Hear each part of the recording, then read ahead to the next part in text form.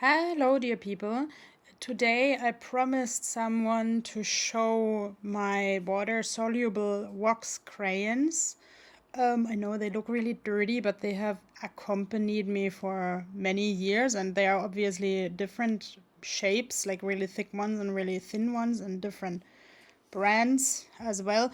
And I mean, I bought them sort of like 10 years ago. They have gone with me everywhere, and they are just in a sturdy plastic container.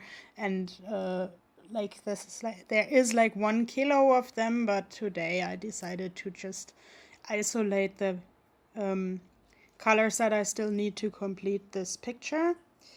And while we're doing something with water, this is a tank paintbrush, by the way, I decided to spend some thoughts on The Little Mermaid because obviously I grew up with the Little Mermaid that's called Ariel in the original uh, Disney version, and you couldn't call her Ariel in my native Germany because Ariel is obviously like another product that a lot of people know, and I also knew people who made fun of the mermaid because the name was spelled so similarly.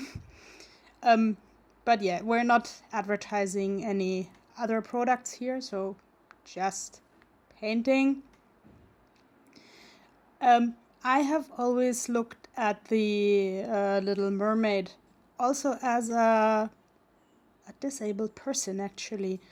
Of course, Disney didn't invent the fairy tale, but mermaids are common everywhere, and like the Little Mermaid fairy tale per se was first known to me by the fairy tale by Hans Christian Andersen, which I also had to read again when I did Scandinavian studies.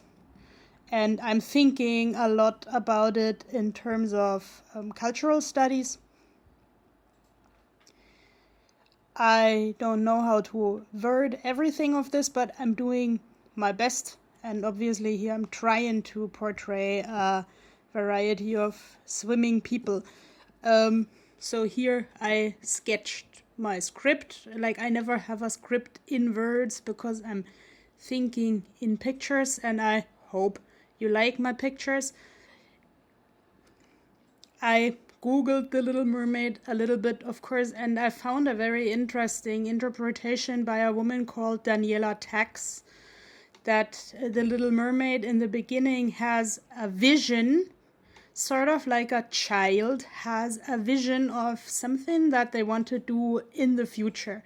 And the Little Mermaid is like sitting on the ground of the sea and then coming to the surface and admiring the prince and the royal palace and whatnot. And that's her vision, what she wants to do later in life. And if you ask young children what they want to be, they will say all kinds of things like a doctor and a painter. And children are mostly, at least the most children who I know, are like very uncomplicated and very firm about this. That's why I actually like asking children about their future plans, because they inspire me to keep going with my future plans. But the problem is that the Little Mermaid doesn't know anything about like how the prince really is and how the royal court really is. Thanks to this Daniela Tax for this idea, because I didn't realize that. Like, the Little Mermaid idealizes everything and everybody, and the grass is always greener on the other side or under the sea.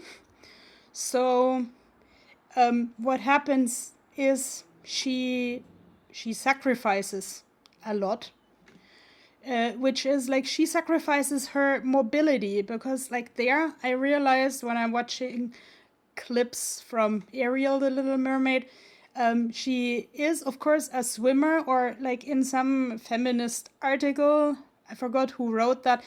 I even saw at university that like Ariel is technically a sportswoman because you can't market like a little a girl who is basically only submissive to the prince in today's world. So actually, Ariel has to be a sportswoman, but like when she gets her legs and then tries to swim after the ship, she looks actually like really, really poor and really, really sad.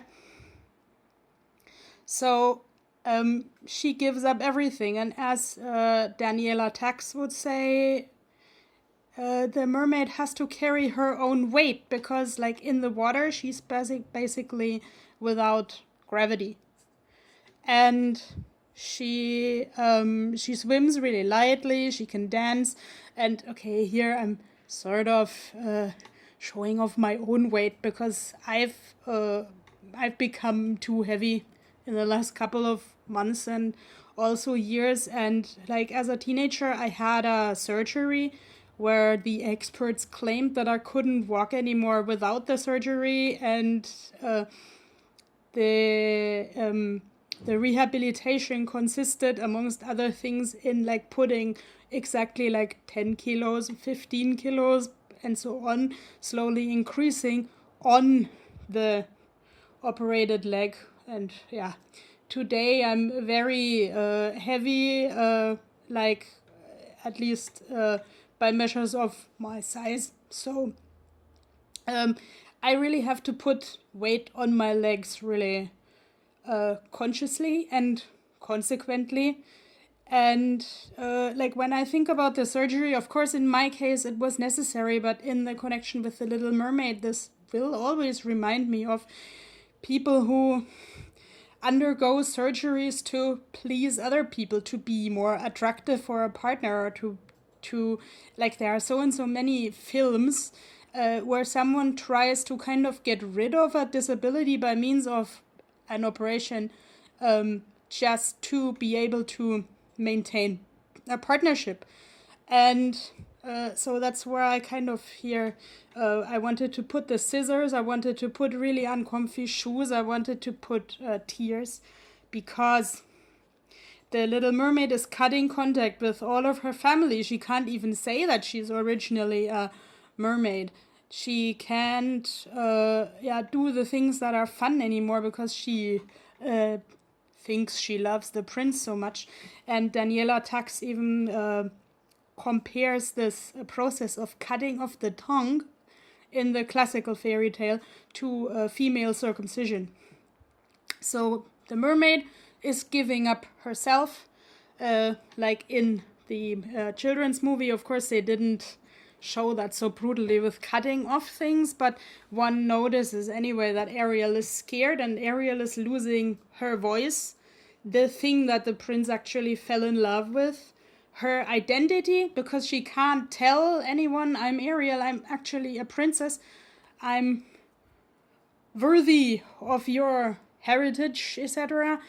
She can't do anything. Like when she arrives, she's basically naked.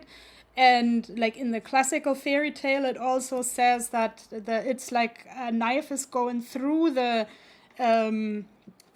tail, which actually reminds me of a surgery without anesthesia. And the like every step will be hurtful. And of course, I mean, when I learned to walk again, it was not exactly fun. Because like you have to kind of relearn it, you have to keep balance. Some things hurt, of course, and like I am still in the position to say you have to kind of look at this in every case, if this is worth the risk and the pain and whatever. But like for the Little Mermaid, I would say it wasn't, because she lost her family, and like the prince wasn't even interested in her.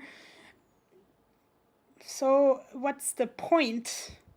Of course, in the Ariel story, the sea king even, like, he comes up from the surface. So, like, issues from the surface are going upwards and are discussed and are embraced and are welcomed. And, like, he can show that he is a a king and his daughter should indeed marry a prince who is like also of very noble character. So yeah, I think that was it in the meantime. I will try to do a mermaid video or like a sea legend video every day now for the next 10 days or something. So I hope you give me some ideas what you would like, and